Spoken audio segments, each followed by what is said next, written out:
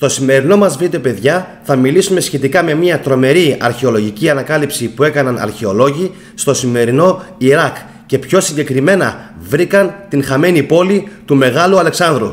Πάμε λοιπόν να δούμε τι ακριβώς βρήκαν.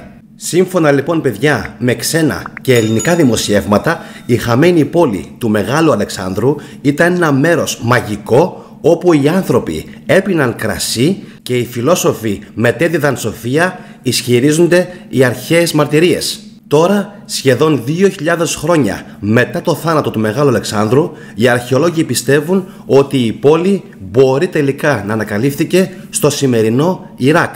Οι ειδικοί παρατήρησαν αρχαία απομεινάρια στον Ιρακινό οικισμό γνωστό ως Γκαλάτκα Νταρμπάντ, αφού πρώτα εξέτασαν αποχαρακτηρισμένα πλάνα αμερικανικών κατασκόπων από την δεκαετία του 1960.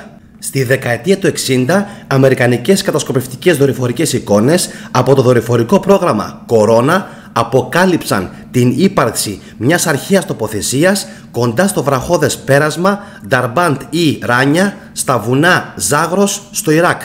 Εδώ, παιδιά, να βάλουμε μία μικρή άνω τελεία και να θυμηθούμε ότι ένα από τα προσωνύμια που έφερε ο Διόνυσος ήταν το όνομα Ζαγρέας, ακριβώς όπως το βουνό Ζάγρος, και δεν πρέπει να μας κάνει εντύπωση.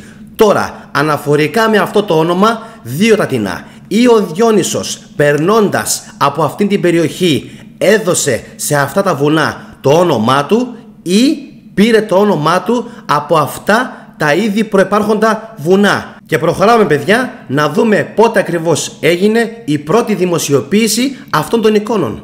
Οι εικόνες, παιδιά, δημοσιοποιήθηκαν το 1996, αλλά λόγω πολιτικής αστάθειας οι αρχαιολόγοι δεν μπορούσαν να εξερευνήσουν σωστά την τοποθεσία για πάρα πολλά χρόνια.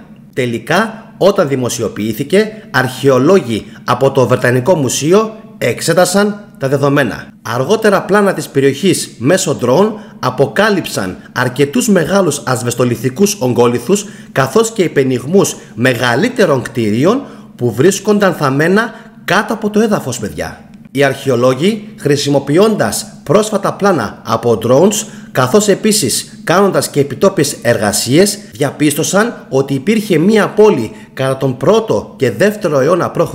η οποία είχε ισχυρές ελληνικές και ρωμαϊκές επιρροές. Σε αυτήν, παιδιά, την φωτογραφία μπορούμε να δούμε πως πρέπει να έμοιαζε η πόλη που έχτισε ο Μέγας Αλέξανδρος. Η πόλη, παιδιά, ήταν χτισμένη στους πρόποδες του όρους Ζάγρος. Πάνω από την περιοχή του Ζάγρου βλέπουμε τις πόλεις Μοσούλη, Αρμπίλ και Κιρκούκ, οι οποίες έγιναν γνωστές από τον πόλεμο που διεξήχθη ανάμεσα στις κουρδικές, τις συριακές, τις ιρακινές, καθώς επίσης και τις δυνάμεις των ISIS. Κάτω αριστερά και δεξιά βλέπουμε την οχύρωση που πρέπει να είχε η πόλη, την κεντρική θύρα, και εντός των τυχών παρατηρούμε ότι υπήρχε ένας ναός, ένα κεντρικό φρούριο, καθώς επίσης και πατητήρια κρασιού. Όπως βλέπετε, παιδιά, οπουδήποτε πήγαινε ο αρχαίος Έλληνας έπρεπε να μεταφέρει μαζί του και το κρασί. Χαρακτηριστικό παράδειγμα η Ιταλία, η Ισπανία, η Γαλλία αλλά και η Πορτογαλία, όπου οι αρχαίοι Έλληνες είχαν ιδρύσει αποικίες. Θα αναρωτιέστε για ποιο λόγο δεν έγιναν τα προηγούμενα χρόνια ανάλογες αρχαιολογικές ανασκαφές στην περιοχή, παρόλο που υπήρχαν τα δεδομένα τόσα χρόνια. Είναι πάρα πολύ απλό, παιδιά, διότι η περιοχή ήταν τρομερά ασταθής και πλήττονταν από συνεχούς πολέμους. Αυτός είναι ο λόγος για τον οποίο οι αρχαιολόγοι δεν μπορούσαν να πλησιάσουν επί τόσα χρόνια την περιοχή. Εδώ, παιδιά, βλέπουμε ακόμα μια σχετική απεικόνηση του πώς πρέπει να έμοιαζε η πόλη που έχτισε ο Μέγας Αλέξανδρος. Παρατηρούμε πως δεξιά υπάρχει η λίμνη, η οποία ονομάζεται Ντοκάν. Δεξιά πάνω υπάρχει το πέρασμα, το οποίο ονομάζεται Νταρμπάντ ή Ράνια, και παρατηρούμε για ακόμα μια φορά πώς πρέπει να έμοιαζε η οχύρωση, η κεντρική θύρα και πού ακριβώς βρίσκονταν τα πατητήρια του κρασιού, ο ναός, καθώς επίσης και η κεντρική οχύρωση της πόλεως. Τώρα, παιδιά, ας μιλήσουμε λιγάκι σχετικά με τα ευρήματα που έκαναν οι Άγγλοι αρχαιολόγοι. Βρήκαν λοιπόν πως στο σημείο υπάρχουν πάρα πολλά κεραμικά κατάλοιπα. Τα κεραμικά αυτά κατάλοιπα, παιδιά, υπάρχουν δύο εκδοχές σχετικά με το από πότε προέρχονται. Λένε λοιπόν οι αρχαιολόγοι πως είτε προέρχονται από την εποχή των Σελευκηδών, δηλαδή 1ος ή 2ος αιώνας π.Χ. ή από το ελληνιστικό μείγμα κατοίκων το οποίο είχε αφήσει ο Μέγας Αλέξανδρος στη συγκεκριμένη περιοχή. Επίσης, οι αρχαιολόγοι πιστεύουν ότι οι Πάρθοι ήταν αυτοί οι οποίοι κατέκτησαν τους Σελευκίδες λίγο καιρό αργότερα, οι οποίοι μάλιστα έχτισαν επιπλέον οχυρωματικά έργα προκειμένου να υπερασπιστούν την περιοχή από τους Ρωμαίους. Τώρα, παιδιά, να πούμε πως σύμφωνα με κάποιους αρχαιολόγους ο Μέγας Αλέξανδρος ίδρυσε αυτήν την πόλη το 331 π.Χ. και αργότερα εγκαταστάθηκε στην πόλη με 3.000 βετεράνους των εκστρατιών του. Αίτητος στη μάχη, ο Αλέξανδρος είχε χαράξει μια τεράστια αυτοκρατορία που εκτινόταν από τη Μακεδονία, την Ελλάδα μέχρι την Περσία, την Αίγυπτο, καθώς επίσης και περιοχές, παιδιά, της βορειοδυτικής Ινδίας.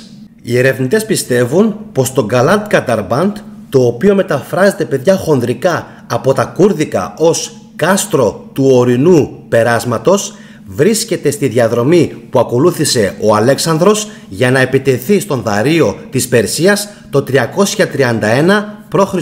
Να πούμε επίσης, παιδιά, πως δύο από τα κτίρια που βρέθηκαν είχαν κεραμίδια στέγης από τερακότα, τα οποία είναι χαρακτηριστικά της ελληνορωμαϊκής αρχιτεκτονικής της εποχής, σημείωσαν οι ερευνητές σε σχετική ανακοίνωσή τους. Ενδιαφέρον έχει επίσης, παιδιά, πως στο νότιο άκρο της τοποθεσίας οι αρχαιολόγοι βρήκαν έναν μεγάλο πέτρινο τύμβο, κάτω από τον οποίο υπήρχε μια γιγάντια κατασκευή που έμοιαζε με ναό. Το κτίριο περιείχε θρηματισμένα αγάλματα που έμοιαζαν με Έλληνες θεούς. Το ένα ενός γυμνού άνδρα, πολύ πιθανόν να ανήκει στον Άδωνη, ενώ μια άλλη καθιστή γυναικεία φιγούρα απεικονίζει πιθανόν την θεά Περσεφόνη. Οι ερευνητές του Βρετανικού Μουσείου εξερεύνησαν για πρώτη φορά την τοποθεσία χρησιμοποιώντας κατασκοπευτικά πλάνα της περιοχής από την δεκαετία του 1960. Κοντά στο ορεινό πέρασμα Νταρμπάντ ή Ράνια, οι αρχαιολόγοι έχουν επίσης αποκαλύψει στοιχεία ενός ακόμη παλαιότερου οικισμού. Αυτό το φρούριο πολύ πιθανόν να χρονολογείται στην Ασσυριακή περίοδο, δηλαδή μεταξύ του 8ου και του 7ου αιώνα π.Χ. Το φρούριο αυτό είχε πάχος 6 μέτρα και πολύ πιθανόν να ήταν ένας τρόπος για τους Ασσύριους να ελέγχουν την ροή των ανθρώπων μέσω του περάσματος. Στην ίδια ακριβώς τοποθεσία, οι αρχαιολόγοι ανακάλυψαν έναν τάφο με ένα νόμισμα που χρονολογείται στην περίοδο των Πάρθων. Ο τάφος που βρέθηκε έφερε την επιγραφή «Βασιλεύς των βασιλέων, ευεργέτης, ο δίκαιος, ο φανερός, φίλος των Ελλήνων, αυτός είναι ο βασιλιάς που πολέμησε εναντίον του Ρωμαϊκού στρατού με επικεφαλής τον Κράσο στις Καράες το 54 με 53 π.Χ.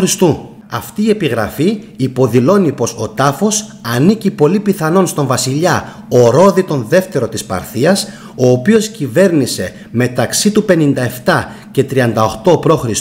και μπορεί να αναφερόταν σε μία περίοδο κατά την οποία οι Ρωμαίοι προσπάθησαν να κατακτήσουν την Παρθική αυτοκρατορία. Οι Πάρθοι απέτρεψαν αυτήν την επίθεση χρησιμοποιώντας κυρίως ιππείς τοξότες, οι οποίοι έριχναν βέλη εναντίον των ρωμαϊκών στρατευμάτων. Πολύ ενδιαφέρουσα, παιδιά, όπως είδαμε, η πρόσφατη ανακάλυψη που έκαναν οι Κούρδοι και οι Άγγλοι αρχαιολόγοι. Πραγματικά με αφήνει άφωνο αυτό το έβριμα, με βάζει μέχρι και σε σκέψεις αν θα μπορούσε ο τάφος του Μεγάλου Αλεξάνδρου να βρίσκεται κάπου σε αυτήν την περιοχή. Και επίσης δεν μου προκαλεί καθόλου εντύπωση που οι μυστικές υπηρεσίες αποφάσισαν μετά από τόσα πολλά χρόνια να αποχαρακτηρίσουν αυτές τις δορυφορικές εικόνες και προέβησαν στη δημοσιοποίησή τους, μέσω των οποίων μπόρεσαν οι αρχαιολόγοι να εντοπίσουν τη συγκεκριμένη τοποθεσία και να βρουν τα αρχαιολογικά απομεινάρια της εποχής του Μεγάλου Αλεξάνδρου.